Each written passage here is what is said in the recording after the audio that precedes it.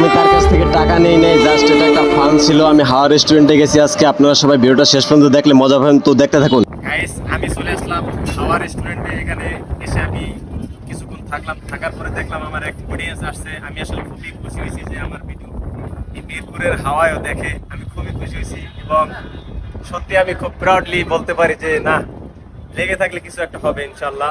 তো আপনারা আমার জন্য দোয়া করেন, ঠিক আছে? রেস্টুরেন্টের এখানে সুন্দর একটা দোলনা আছে, এখানে দোল খাচ্ছি এবং হাওয়া খাচ্ছি। সেখানে এক ছোট ভাই আসলো। হ্যাঁ, ভালো আছো? আমারও ফ্যান আছে। Thank you so much. তোমার নাম কি? আমার নাম লিপু ভাই। আচ্ছা আচ্ছা, লিপু। ভাই ওই যে একটা কথা ভাই, আপনি তো ভাই আমার ভিডিওতে কোনো ভিউ হয় না, বুঝছেন? আচ্ছা। আমার পেজে রিচ হয়। আচ্ছা, ভাই শুনে ভাই, এটা আমি মানে আপনাকে বলতেছি। কি কি? না না শুনে,